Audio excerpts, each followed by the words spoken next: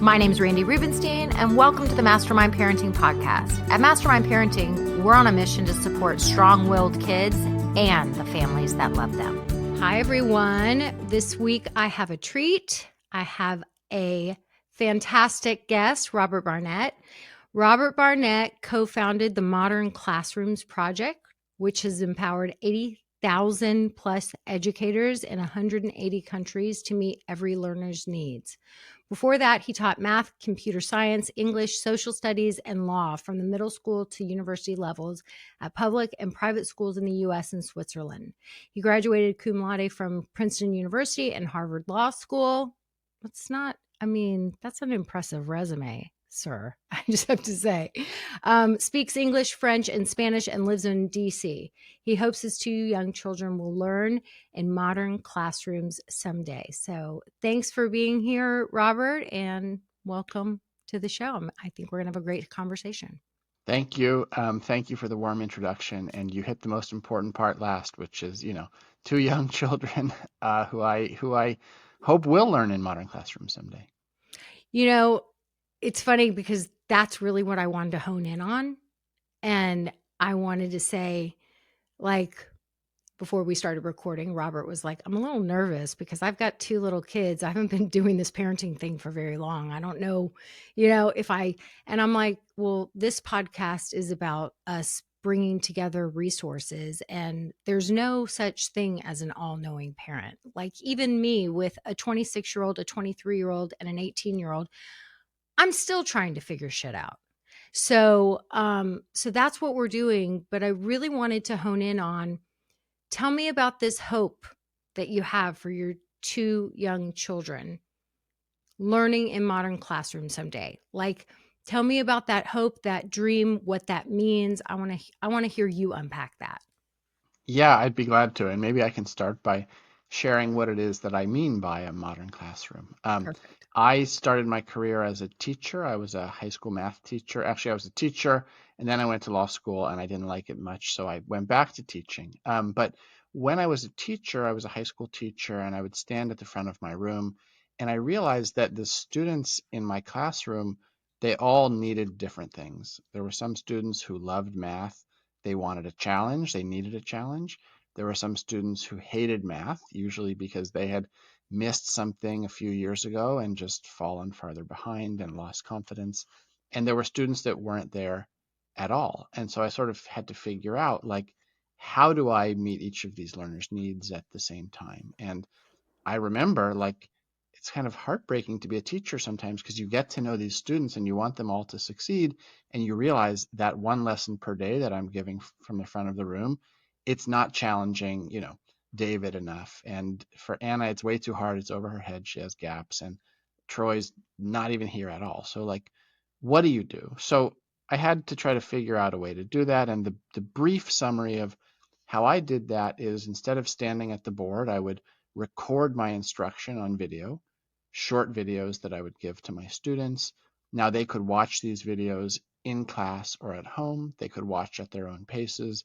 I spent my time in class. Instead of policing behavior from the board, I was sitting down with my students. I was getting to know them. I was building relationships.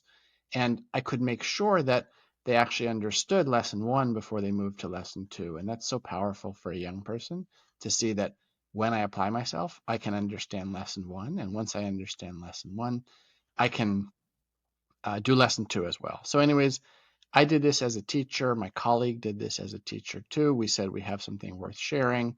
We founded a nonprofit that, as you said, has now empowered teachers all over the world to adapt this model in their own communities. And that's all been great, but it's interesting for me now as a parent.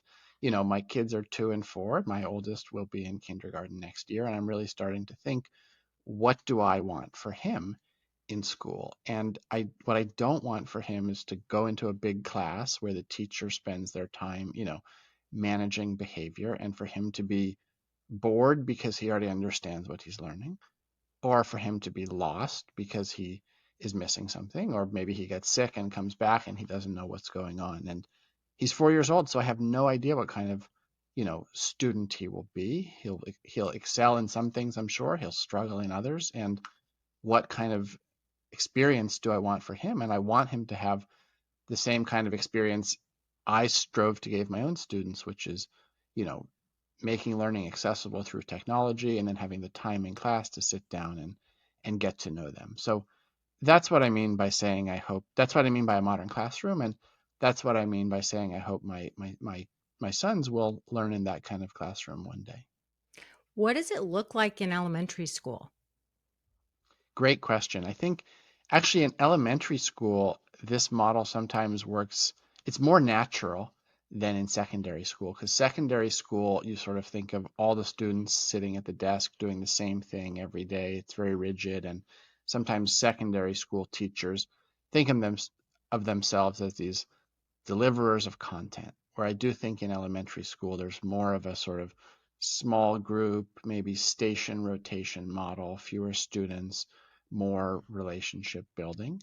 You know, I think when you're in a second grade classroom or something, students are not prepared to be as self-directed, perhaps as high school students. But if you set clear directions for them and say, you know, this is when you watch the video, this is what you do after the video, you know, this is how you prove your mastery, this is how you advance, and you give them the opportunity to actually be independent with clear structure, it works really well. It's been amazing for me to see, you know, second graders sort of learning at their own pace. And I'll visit a class, they'll say, oh yeah, first I watch my video and then I find a friend and we practice together and then I demonstrate mastery. And if I understand, I go on to the next thing. And if not, I go check with my teacher to get more support. I think young people rise to the expectation we set for them. So if we tell them your job is to sit and listen, that's what they learn how to do. If we tell them your job is to take control of your learning,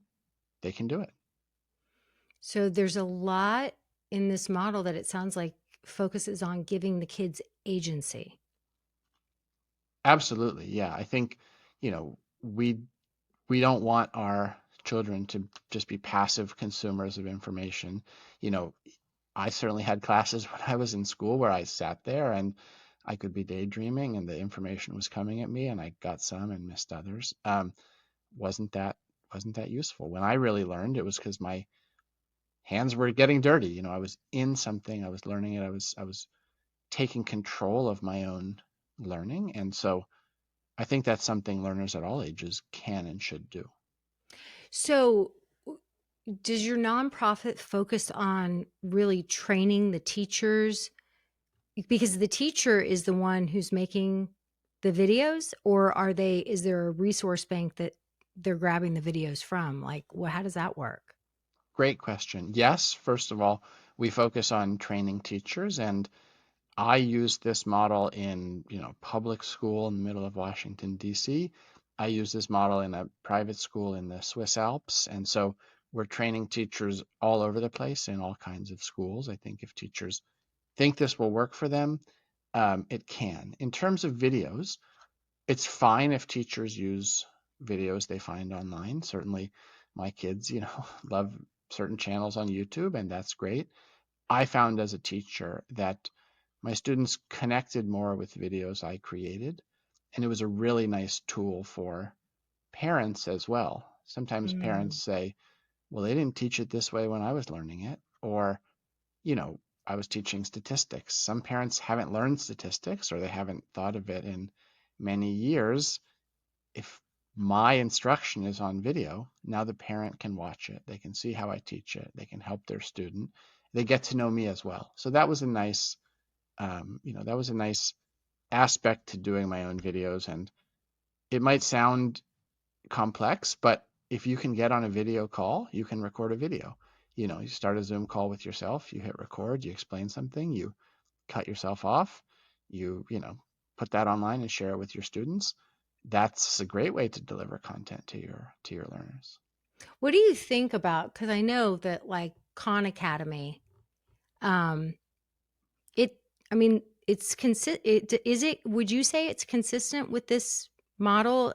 Like, not that it's, I mean, in terms of like the, the kids learning, what is it called? Like the reverse classroom where they're Mhm. learning, they're learning through video. And then the teacher's role is more about you know, rather than like teaching content and delivering content during the class and then going home and doing homework, it's like the kid consumes the content, let's say through something like Khan Academy, and then the teacher's there to actually help work through the homework problems, right? So it's almost like the reverse. Am I saying that right? Or what would you say about that? Yeah, absolutely. I mean, Khan Academy and similar things, they're great resources for students to watch. I preferred to make my own videos because I felt like that was more personal, but teachers use Khan Academy videos just fine. I think often the challenge for teachers is figuring out how the class itself should operate to get the most sort of learning out of those videos. So if I spend class time teaching the same lesson at the same time to all my students, some are probably going to be bored, others will be lost, others might not be there. If I say go on Khan Academy and do this, maybe I've replaced my worksheet with a video or something digital, but I haven't really changed the way that learning happens. I think what we're trying to do is change the way the classroom is operating so it's not that all students have to be doing the same thing every day. One student can be 2 lessons ahead. One student can be 2 lessons behind because they need more time, they need more support. They were absent. And I think there's a lot of great platforms out there. What's often missing is the teacher training, empowering teachers to Mm-hmm. run classrooms that make use of videos effectively. If all you do is show a video instead of lecturing, you're just using fancy technology. The challenge is really how do you create a learning environment where you can sit down with your students and they can learn at the pace that's appropriate for them. So the videos are really just an asset, but would you say the majority of your training with teachers has to do with relationship building, or tell me more about how you're training the teachers? Yeah, of course. I mean, what I wanted in my classroom was the students to watch a video for 5 or 10 minutes. Okay, I watched the video, I took some notes. Let me close the computer. Let me find a classmate who's on the same thing. Let me work on that together to develop my understanding. And then when ready, let me meet with the teacher to show that I understand and move on. So the video is a tool, an asset, exactly right. And students, young people are on screens so much this day and age. The last thing we want is for them to be on screens the whole class. I think our training for teachers, it's partly how do you create that asset, the video, but also how do you manage sort of the chaos of a classroom Yeah. where some students are on lesson one, some are on lesson two, some are on lesson three, some were absent yesterday, some are ahead, some are helping each other. Like that is you need good systems to organize that. You need to sort of unlearn sometimes what you were trained to do as a teacher, which is stand up and develop content. And that's why I said it's often easier for elementary teachers to do this because they're used to that more dynamic environment with kids at centers or small groups. But your average high school teacher, you know, has been trained to stand at the board and police behavior and deliver an explanation that most of the time is over some kids' heads and too easy for others. It's not effective. So we've got to help them unlearn, you know, traditional stand and deliver teaching and figure out how do I manage this classroom when young people are taking control of their own learning. And so do you is a lot of your program training teachers with some of that, just to use a technical term like classroom management? Like, is there a lot of that in your program or? Yeah, there is classroom management in the sense of here's how you create a learning environment where all students can succeed. Sometimes I think in the education world, classroom management means like how do you get kids to behave Yeah. while you're trying to deliver direct instruction. And I think that, I was never successful in that, Yeah. standing at the board and explaining something and, using points or consequences or hand motions to Yeah. control behavior. To me, the best control of behavior is keeping every student appropriately challenged and appropriately supported. Because young people don't come to school saying, today I get to misbehave. They come to school saying, today I want to learn. They only misbehave when they're not learning, right? And too often they're not learning because they're sitting through these one size fits all classes. So we talk a lot about how to run an efficient sort of student led in some ways classroom. That's what we mean by classroom management, not, Mhm. you know, not how do you get your kids to sit down and shut up. And students do still act out and misbehave, of course. It's much easier to address that behavior when you can sit down next to that student and say, hey, what's going on? How can I help you today? Because all the other students are learning independently from videos or each other. When you're at the board delivering us one lesson every day, you get into these behavior showdowns, which are just nightmares. But when you can sit down with your students, you can address the causes of that behavior. And do you help them with those strategies? Because, you know, relationship building, it's especially with kids that are being difficult. I mean, everyone who listens to my podcast has at least one what we call strong-willed kid. And these are the kids that are quite often the ones that teachers are like, "Oh, did you get so and in the break room?" They're like, "Did you oh, you've got so and so this year? Good luck." Um and so what I help parents do is understand that, you know, like kids act on the outside the way they feel on the inside, right? So if we have a kid that's not being cooperative, that's not, you know, doesn't seem like they're coming to school to learn, they seem like they're coming to school to cause problems, distract other kids, seeking so much negative attention, right? Like, and these are the kids that quite often are considered the behavior problems. But teachers, and I know this because I have a lot of teachers, in fact, my kids' teachers, who once they went and started having kids, they come back into my program. Um, you know, teachers quite often are like they don't know how to get through to these kids. They don't know how to break that barrier and to help this kid do better. So, like, how do you address that piece of it? It's kind of a big piece. Of course. I mean, I used to have that feeling as a teacher too, and I'm ashamed to admit it. But one challenge, a huge challenge for me at the start of my teaching career was students who were often absent because Mhm. they would come into my room and I sort of felt like, oh gosh, this student's here. Like they're not going to know what's going on. They're going to be a disruption. Like I've got to change my plan to make sure I can engage this student. And like I did feel disappointed when those kids showed up. And eventually I sort of realized like, Rob, what are you doing? Like your goal as a teacher, this is actually my greatest opportunity is these students who are absent because they obviously don't feel welcome in school. I'm not making them feel welcome when I sigh when they walk in the room. So how could I create, if I put myself in that student's shoes, could I understand why they're acting out and could I address that in some way? And so think about it's Thursday, you missed class Monday to Wednesday. You're going to show up, you're going to have no idea what's going on, through no fault of your own. And like the teacher might call on you, you're not going to know what to say. You're going to, talk back, or maybe you're just going to talk with your friends, or you'll put your head down on your desk. And all of those behaviors, I think, appear to a teacher like problems. This is not good. I wish this kid weren't in my class today.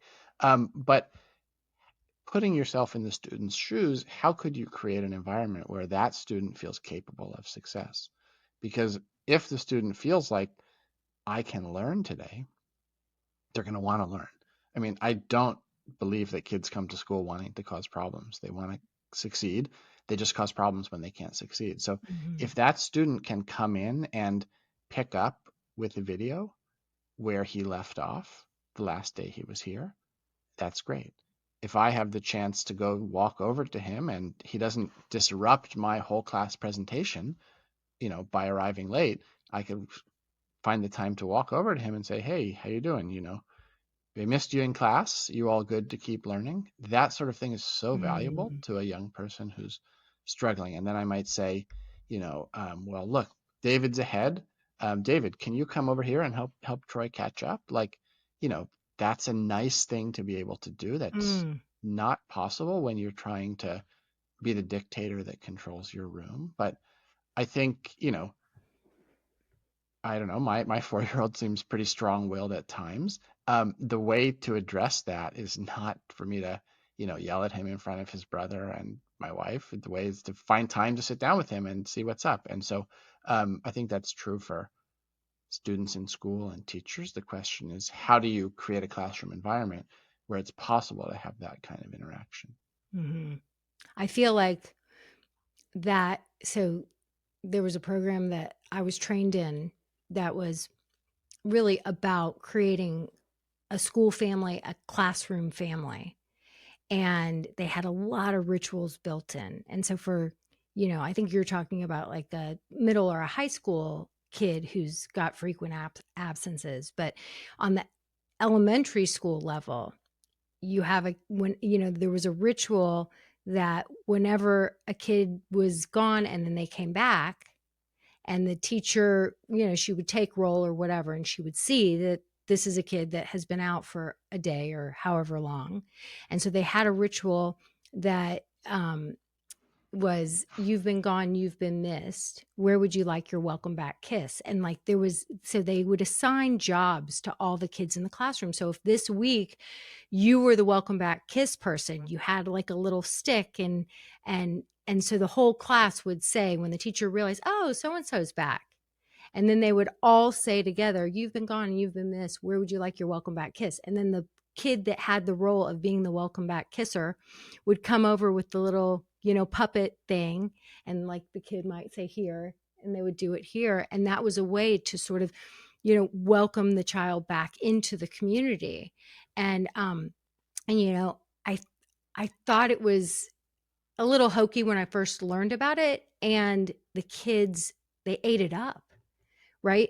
Because I mean, that speaks to such a basic human need, is you see me and I matter. And these kids that are used to being behavior problems, they're used to being seen by not doing what we want them to do, right? And just getting a lot of negative attention in their lives.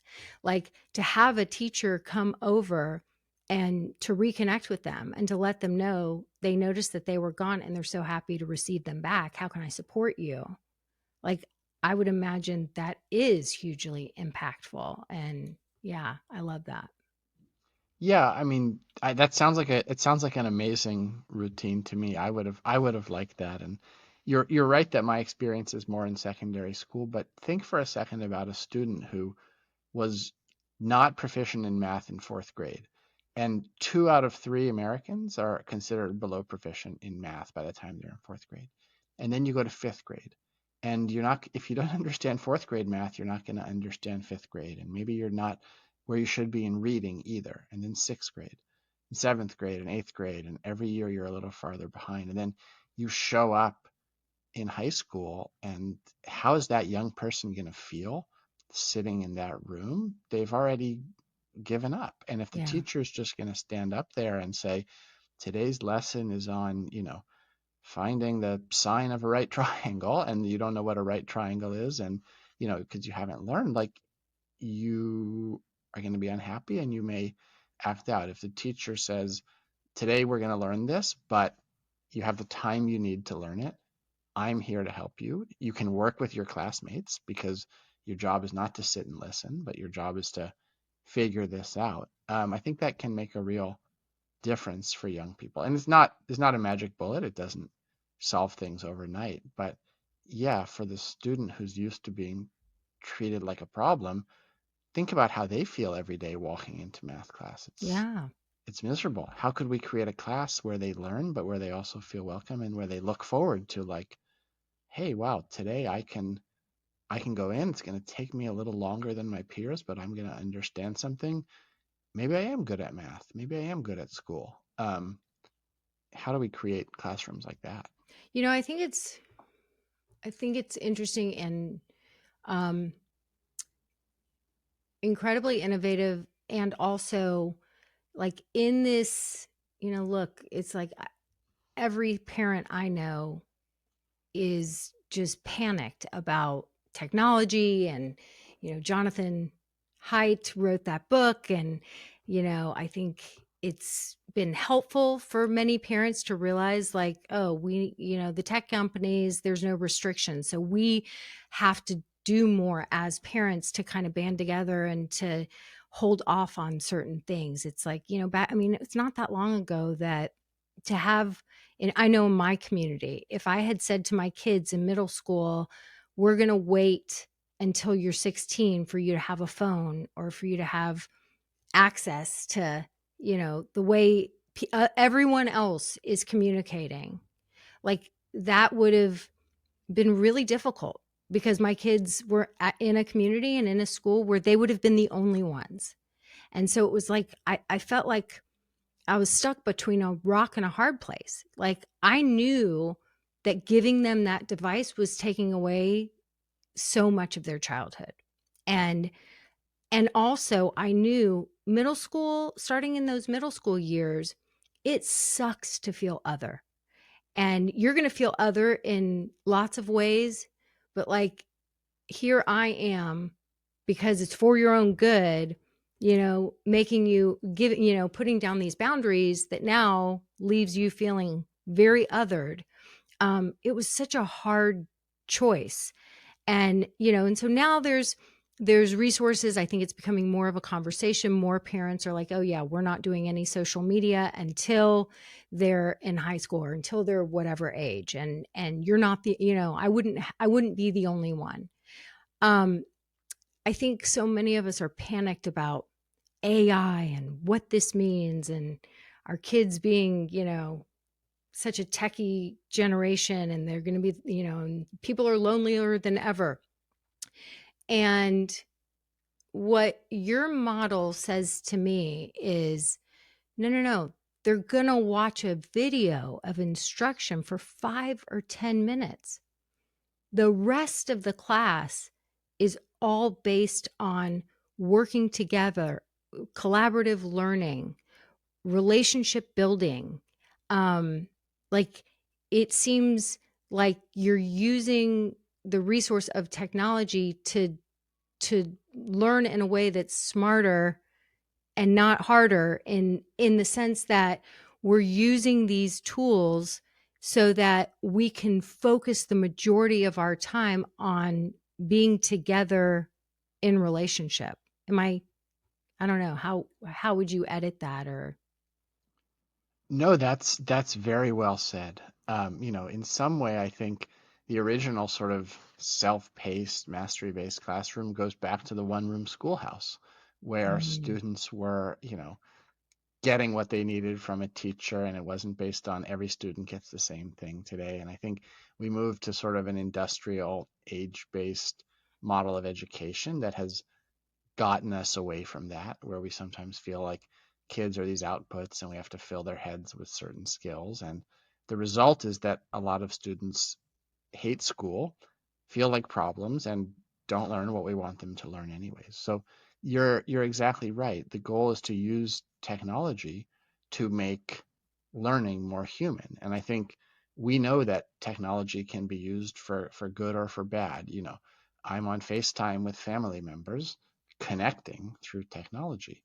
That is an amazing use of technology if I can figure out how to use it wisely, and I don't I'm not watching sports highlights when my kids are sitting next to me. There's good and bad uses of technology. We're trying to do the same thing, and I think the that concept of the instructional video does make the sort of self-paced collaborative learning possible as a tool. So it is using technology to make classrooms more human. And I share your skepticism about AI, by the way. I don't want my kid's teacher to be typing into a chat bot and getting an AI response. When my kids are in school and they have a question, I want them to raise their hand, and the teacher to be able to come over and answer it. Sometimes in a whole class setting, you're scared to raise your hand because what if it's a stupid question? Or, like I want them to be able to get that response from a human, from a person. And maybe the teacher's busy and says, hey, ask your classmate. that's great too. Students should be free to work together in school. That's the whole purpose of going to school is, being in a room with your classmates and your teacher. Otherwise, you just sit at home, on your computer. And I think we know from COVID how that went. So, yeah, how do we make the classroom more human? And technology, I think, has a role to play in that.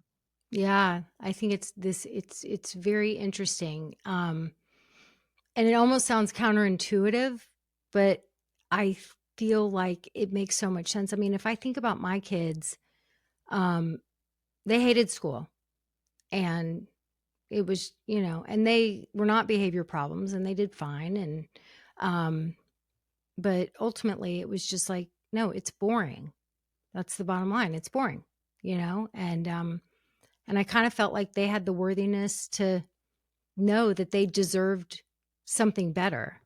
And I chose to send them to mainstream schools. Like, I wasn't I wasn't making a choice to homeschool them. I was like, it's just something you got to do.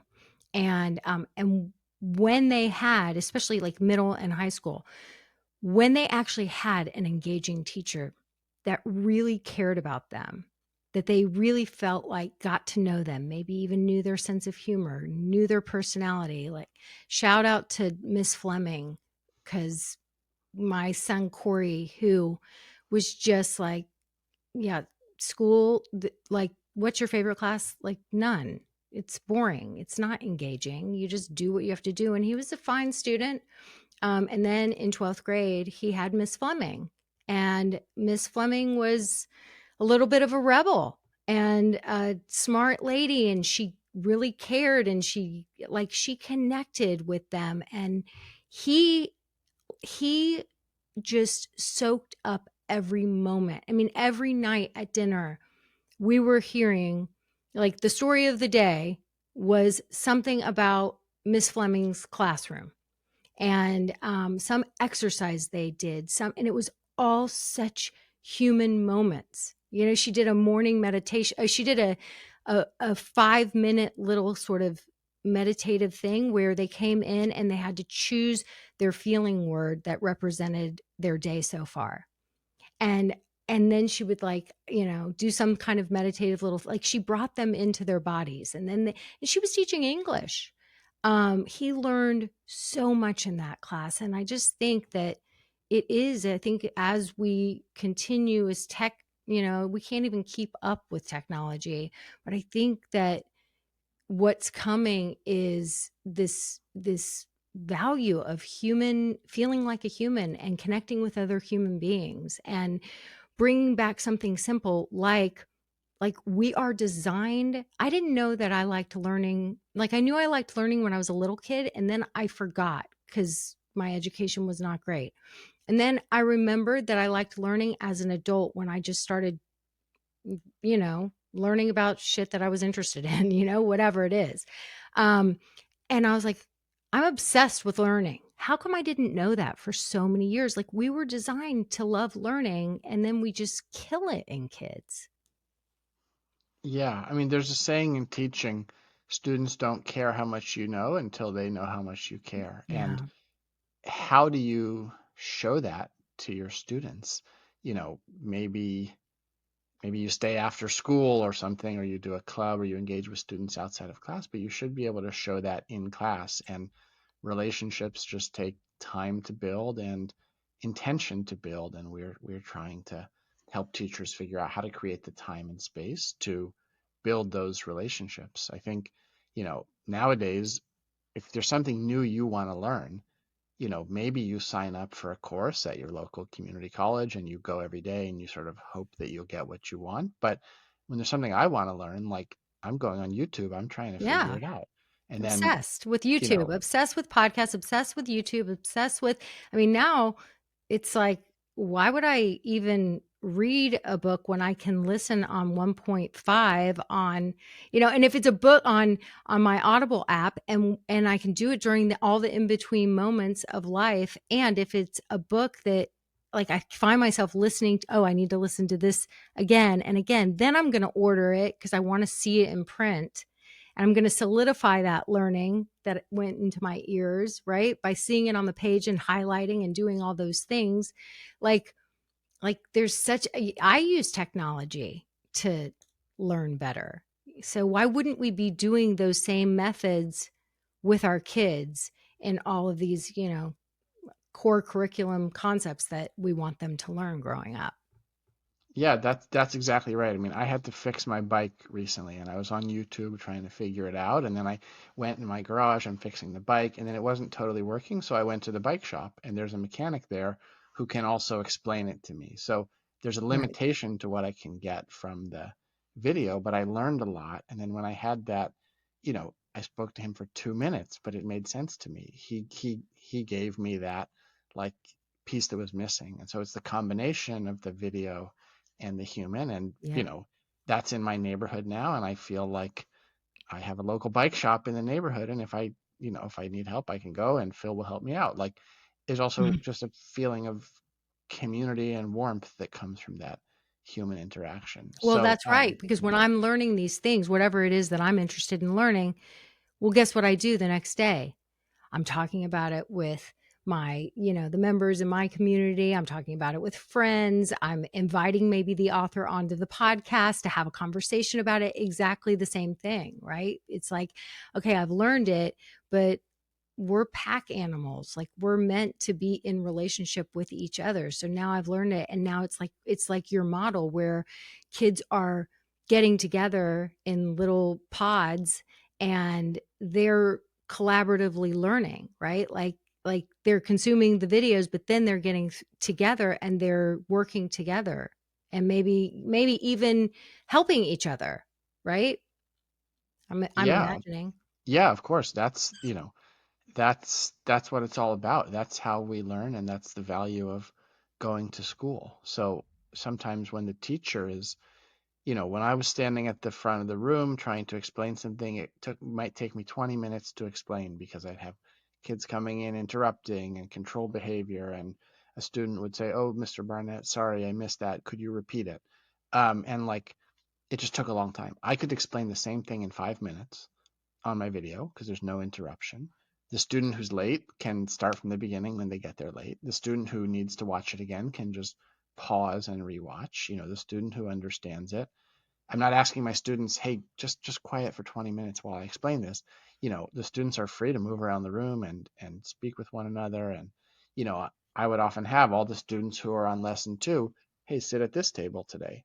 So you all can work together. And if you have a question, I'll just come over here and answer your question. And, after this style of learning is different for students, but after a while, I honestly felt like I'm coming to school, I'm going to hang out with my students, and I'm going to help them learn. And it wasn't like I'm coming to school to put on a performance and, I really hope so and so doesn't show up because they're going to ruin the class's mood. It's like, all right, let me come in, let me see what people need, let me help them out. Love to catch up with these people, hear how the game was last night. Like, that's great. That's the teachers I know, they didn't go into teaching so they could, police behavior while explaining things. They went into teaching because they wanted meaningful relationships with young people. And so I'm trying to figure out, how do you create a classroom where that's not just possible, but where that's the whole point. I agree. I agree. So tell me, what, like, when you think about parents getting, I would love to know, like, I mean, I think parents struggle so much. I mean, you know how many times I'm telling parents, do not sit with your kids and do their homework with them. Like, it's a hard sell that what we want to do is we want to help kids to develop agency. And if you're there caring about their work more than they are, well, then it becomes your work. Like, this is their experience, this is their process. All you are, you're not the sage on the stage, you're the guide on the side at times when it's absolutely necessary, but you really want them to this to be their business and for them to have a relationship with their teachers. So what would you say about that and like how parents, like what is the role of the parent in this model? Yeah, great question. And this is where I get a little nervous because my Okay. my parenting No, it's journey okay. is only at its beginning. I mean, I think one thing is if you're a parent and your teacher says I'm using this model called modern classroom, I think parents often feel a little skeptical, like, what, you mean my student's just going to learn from computers and you're not going to teach? Mm. One thing I would say is, I think it's worth understanding what your teacher's doing, why they're doing it, and you really have a role. If your teacher's making instruction available online for you, you have an amazing opportunity to sort of engage with that learning, figure out who your teacher is, and try to support that at home. So while parents are often skeptical, I think there's an opportunity. If this is totally new to you and you never heard of Modern Classroom and neither has your teacher, like I think it's really important to respect teachers' professional judgment and the way that they do things. And as a teacher, I know I didn't always look favorably upon parents saying, you should teach this way, you should teach that, do this, do that. But I do think there's a way in which you can just, nicely say, hey, I was listening to a podcast. I learned about modern classrooms. It's a nonprofit that has free resources for teachers. Would you be interested in checking it out? So, I do hope that parents listening who find this appealing will find that, a gentle and tactful way just to share this with teachers or principals or whoever. And then I think the third thing you're asking is, if I'm a parent and I'm at home, how do I support my student in learning regardless of what's happening in the class? And I agree with everything you're saying. Like, what we have to get is students to understand that they're responsible for their learning, right? I know how to read. I know how to find the sign of a triangle. Like, it's the students who need to learn and develop the skills in that process. And the more we spoon feed it to them or show them the answers just to get through this problem, that's not doing any good in the long run. And so I think you might think, yeah, like the role that I think a parent or a teacher plays in education is providing encouragement, showing the young person where they can find resources, creating resources that the young person can use, checking to make sure the young person understands, but not doing the work for them, right? If I'm solving the problem at the board and my students are sitting and just watching passively, and then I say, okay, on to the next problem, that's not good. I got to support them, encourage them, make sure they can do it, and then it's on to the next thing.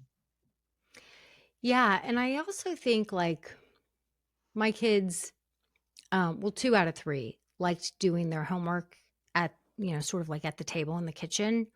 And I was usually just in there sort of busying myself, right? Like they want to know you're around, but like you're there if they should need you. But rather than there was a mom years ago and she told me how she managed, how she handled the homework. And I was like, so you're like the hall monitor? You're like walking up and down the halls, checking on people? She's like, kinda. I'm like, nobody likes the hall monitor. Like, there's an old Brady Bunch episode, probably too long ago for many of the listeners and you, but like, I think most of us know what the Brady Bunch was. And it was like how much everyone hated the hall monitor. And so it's like, we don't want to be the hall monitor. And I remember just like being in the kitchen, but I had boundaries. I was like, do not ask me a question that you can look up yourself. Like, I'm not available for that. There's a computer right there. You can go. It's right there. You can go and look it up. This is when my kids are in elementary school. And I have one, my youngest, who is the super baby. And he was like, which just means that he's not just the baby of the family because he's so much younger than his siblings. He's the super baby. And so he had sort of like 4 parents at times rather than just 2. And he's like, "Mom, what's blah blah blah blah blah?" And I'm like, would that be something that you could look up yourself? And he's like, I know, but it's so much faster if you just tell me. And I'm like, and I'm not doing that. Nice try. So he would still kind of push it and we would just kind of make a joke out of it. But just being there and being available. And if they wanted me to quiz them, if they had a test, I'm like, I'm only quizzing you if you have already studied so much yourself that you're pretty sure you're going to get 100 and you just want to check, or you're pretty sure you're going to master it and you just want to make sure. So if I start quizzing you and you miss multiples, like there's more than one that you don't know the answer, just know you're going to go back to studying by yourself, because it's not my job to prepare you for the test. It's your job to prepare you for the test. And I can just be here for some extra, checks and balances if you want that. Um, but like constantly putting that agency back on the kids. But I think so often parents think it is their job to sit with them and do every project, to study all the spelling words and help teach it to them. Um, and I sometimes feel like teachers even make parents feel like that's your job to do those things. I agree, and I think there are teachers who feel that way too, and I think it's understandable why. Teachers are often evaluated based on what their students know, and so it there's certainly a feeling sometimes like I got to make sure the kids just do this and get it all, and then we're on to the next thing. I mean, I think we need to let young people struggle. And sometimes that means letting them fail. And at the start of this conversation, we talked about putting students in control of their learning. Sometimes that means that students will make bad choices and they won't, they won't study for the quiz, or they won't make good use of their class time. And then they'll reach the quiz and they will fail. And I think we have to be okay with that as teachers, as parents, because if we don't do that, it's worse. Our students aren't going to learn to control their learning. It was painful for me when I would start a new year with new students and they'd say, "Oh, great, Mr. Barnett's not on us all the time. Like, we can just talk, we don't have to do it." And then they hit the first test and their scores aren't good. And I say, how were you using your time in class? And then they say, okay, now I get it. And maybe it took 3 tests for some of them to get that. But yeah, we have to let students struggle. We have to let them walk over to the computer and type something in instead of getting the answer handed to them. And sometimes that means they're going to do poorly on the test. That's okay. What we're trying to do is, you know, develop the human that knows how to learn and feels I agree. confident in their ability to do so. I agree. And even me saying I think it could be misconstrued.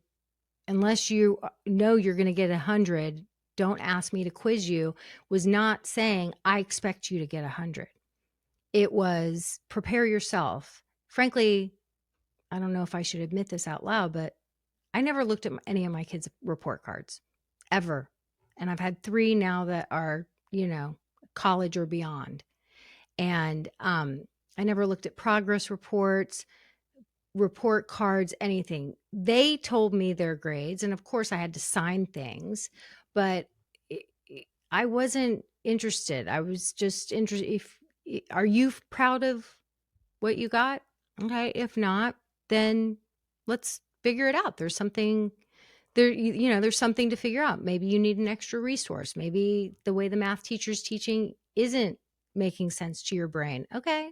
I'm happy to help you find other resources, or for you to go, or to take you to school early, to go in early and meet with the teacher, whatever it is. Um, so I really didn't put those kind of demands on my kids. I really didn't care about grades. And funny thing is, that surrender energy of this is actually your business, they all cared very much about their grades. And so when they didn't get the grades that reflected what they felt proud of, then they were in a bad mood. They were like, ugh, I got the report card. And I was like, yeah, not so good. But it was their business, you know? So I just think that there's a lot that needs to shift in terms of how parents think about education, how parents think about their roles, and also like being open minded to our world is changing at a rapid pace. So, wouldn't it make sense that the way we're educating our kids needs to change too? Yeah, absolutely. And I think sometimes teachers always say, "Oh, kids aren't motivated. They lack intrinsic motivation." But what conditions are we creating for them to develop that intrinsic Right. motivation? And if they see school as an exercise of, carrots and sticks, not going to work. We got to figure out. It sounds like, I'm gonna take your advice here. Sounds like we got to figure out a way, and you did figure out a way to give your kids that intrinsic motivation. Well, I think you have to believe hard in this is their business. And my role is not to care more about this than they do. I mean, it was funny. I have a little niece, and when she's in third grade now, but when she was in first grade, she would come over here on Monday afternoons after school. And again, she would do her homework at the kitchen counter, and I would just be in the kitchen, like making dinner or doing something. And I remember when she was just learning how to spell, and they were in first grade, they're giving them spelling words, and she had to write her spelling words. And so she would sit there and she's like, Aunt Randy, how do you spell, and how do you spell, and how do you spell? And I said, listen, I'm not going to tell you how to spell it, because the way you learn how to spell is by sounding it out, and you're not supposed to spell everything perfectly.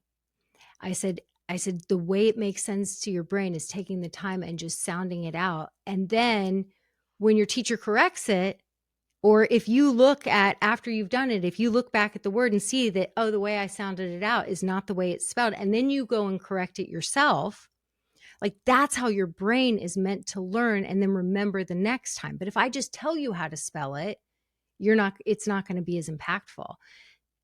She was in first grade and she was like, oh, okay. She never asked me how to spell a word again.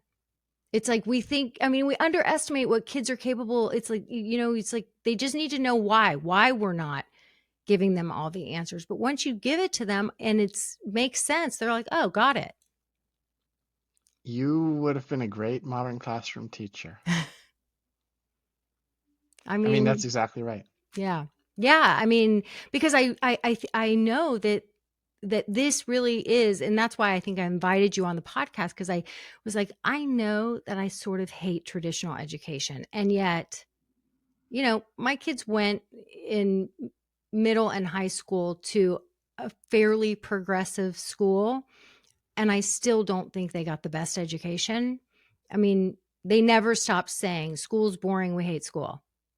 So that to me is the report card of the school.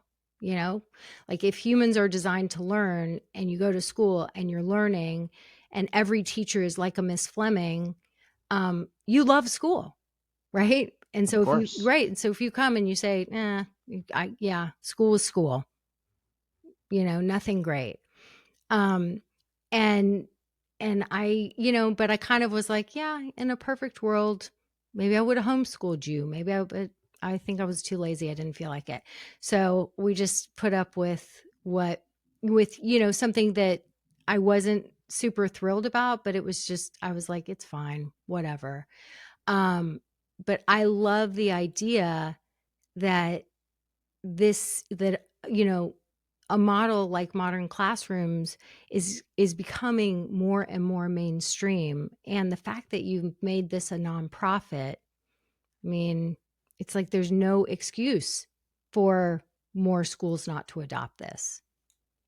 Well, I hope everyone listening will agree with you, and I hope teachers and schools everywhere will, because I think you're right, and it's such an indictment on our system that so many students survive school. Teachers get through the year, and students survive school, and it shouldn't be like that. Learning is an amazing thing. Students should go to school excited to learn. They should feel proud when they leave. Teachers should, feel like they're getting to know their students and they're succeeding. And a lot of modern classroom educators feel that way, and I'm proud to be part of that movement and that community. Okay, so leave everyone with, um, how do they know more? What are, like how do they find out more? How do they, learn more from you? What do they do next with this information? Sure. I mean, I have a book coming out. It's called Meet Every Learner's Needs. I call it 10% memoir, 10% manifesto, and 80% manual. It's my story. It's what I believe about education. and it's how a teacher can do this in their classroom. So if you want the book or the audiobook, that's one place. As I said, Modern Classrooms Project is a nonprofit. We give all of our materials away for free. They're mostly aimed at teachers, but I think parents can gain a lot from just understanding this approach to teaching, perhaps finding resources to share with their kids' schools, or learning things they can use around the kitchen table for homework. And that's at modernclassrooms.org. So my publisher won't be super happy, but that's okay. I'd say go to our website, watch videos of this in action in a fourth grade classroom, in a second grade classroom, in a high school classroom, learn what the approach is about. And then if you really want to understand where it came from, why it works, how it works, I hope the book will be a good resource as well. And is the book out yet, or when is it coming out? Well, I don't know when this episode will be aired, but it comes out February 5th. Oh, February 5th. Okay, so you'll send me Yes. the links for Yes, of course. for people to order, and I think we'll wait and make sure that when we air this episode, people can order the book. Okay, great. And we didn't spend this conversation talking about your story. So so now that everybody's intrigued, they have to order the book to learn more about how modern classrooms even came to exist.